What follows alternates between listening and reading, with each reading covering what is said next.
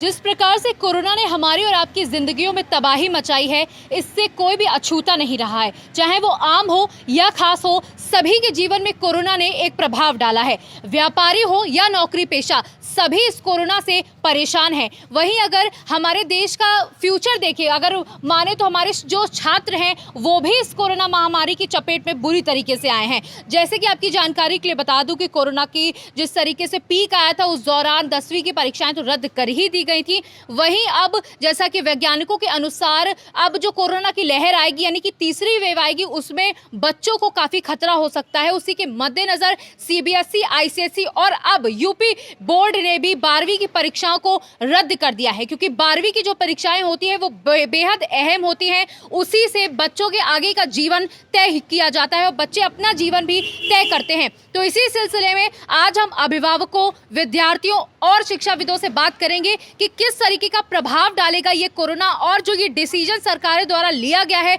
इससे क्या कुछ प्रभाव उनके जीवन पर पड़ेगा। सबसे पहले हम विद्यार्थियों से बात करेंगे जिनके ऊपर सबसे ज्यादा इस निर्णय का प्रभाव पड़ेगा। तो यहाँ पर हमारे साथ विद्यार्थी मौजूद है। जी, आपका क्या नाम है? मेरा नाम अर्पित है। मैं वीरेंद्र स्वरूप सिविल लाइंस का स्टूडेंट हूँ, जो आईएससी बोर्ड है। जी, मैं इस डिसीजन से बहुत खुश हूँ, क्योंकि गवर्नमेंट ने जो किया है बच्चों की जान को देखते हुए किया है। बच्चे सलामत रहेंगे तो उनका भविष्य भी सलामत रहेगा। गवर्नमेंट ने जो भी किया है, मैं गवर्नमेंट को उसके लिए धन्यवाद कहना चाहता हूँ। बाकी जो डिसीजन है बहुत अच्छा है।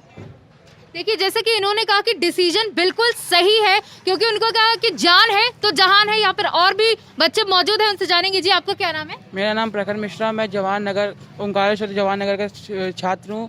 ये जो पेपर कैंसिल हुए हैं, इसमें मेरे को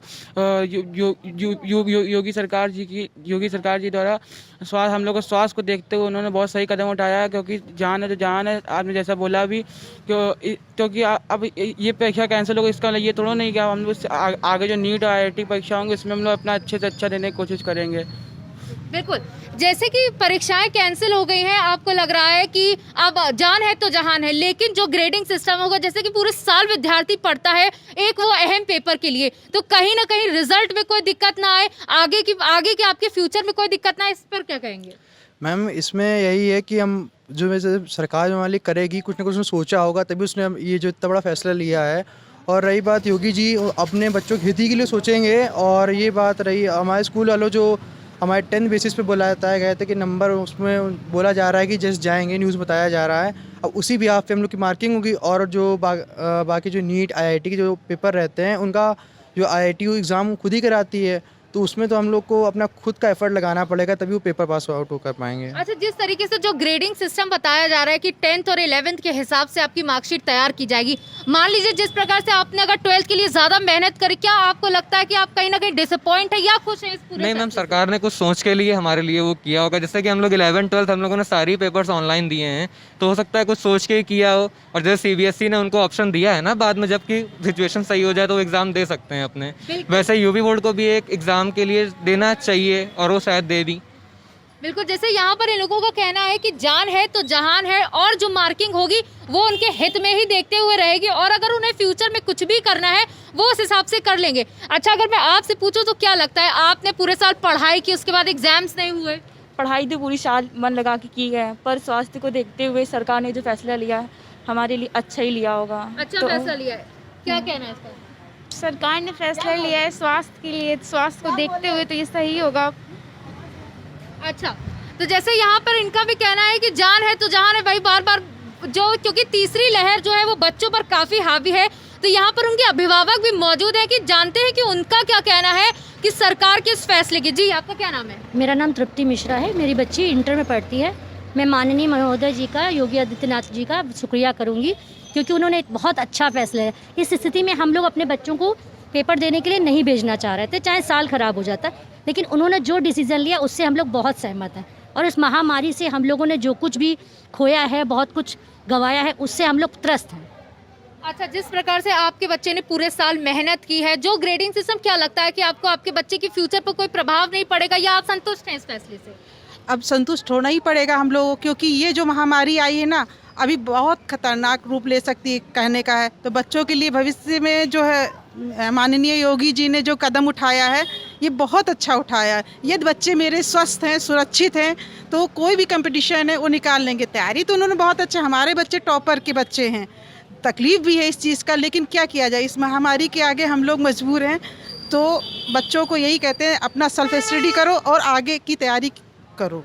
अच्छा, जिस प्रकार से लगातार ऑनलाइन स्टडीज भी चल रही हैं, कहीं ना कहीं माँ बाप ऑनलाइन स्टडीज से परेशान है, बच्चे भी परेशान हैं, तो मैं यहाँ पर जो विद्यार्थी मौजूद है उनसे ये भी पूछना चाहूँगी कि ऑनलाइन स्टडीज कितनी बेहतर हो रही है, क्या वो आपको आपके फ्यूचर के लिए तैयार कर रही है? जी हाँ, ऑनलाइन स्टडी सही हो रही है, इस टाइम सही हो रही थी। हाँ, आपको क्या लगता है? मैं इससे बिल्कुल सहमत नहीं हूँ, क्योंकि इसमें नेटवर्क कनेक्टिविटी इशू आ जाता है, और जो बच्चे जिनके पास एंड्रॉयड फ़ोन नहीं है वो उनका क्या होगा, उनके तक शिक्षा कैसे पहुँचेगी, इसके लिए सरकार को सोचना चाहिए।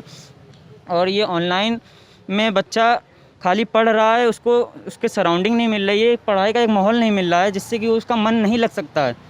जब हम पढ़ते हैं तो हमें एक चारों तरफ स्टूडेंट दिखते हैं, हम पढ़ते हैं साथ में, तो वो माहौल अलग होता है, और ऑनलाइन में ऐसा कुछ नहीं होता है।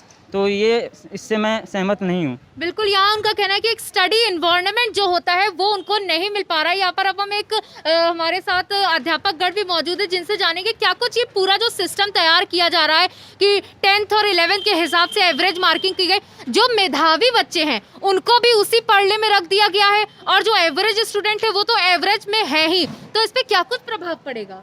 देखिए, जैसे किसी भी देश की सरकार की सर्वोच्च प्राथमिकता होती है वहाँ के नागरिकों का स्वास्थ्य, तो ऐसे में जब यूपीएससी, यूपीपीएससी, एसएससी और बहुत सारी जो प्रतियोगी परीक्षाएं हैं उन्होंने भी अपने एग्ज़ाम को पोस्टपोन किया है, तो ऐसे में सरकार द्वारा जो ये एग्ज़ाम पोस्टपोन किया गया ये बहुत एक अच्छा निर्णय लिया गया है। और जहाँ तक बात रही कि 10th और 11 के आधार पर, तो अगर बच्चों ने 10th और 11 के आधार पर मेहनत की होगी तो उनको डेफिनेटली वहाँ पे एडवांटेज मिलेगा, लेकिन कहीं ना कहीं बच्चों का थोड़ा तो लॉस होगा ही इस ग्रेडिंग सिस्टम से। जिस तरह से उन्होंने बोला है कि 10th और 11th को मद्देनजर, जैसे मान लीजिए बच्चा 12वीं में अच्छा प्रदर्शन करना चाह रहा हो, तो इस पर क्या कहेंगे आप?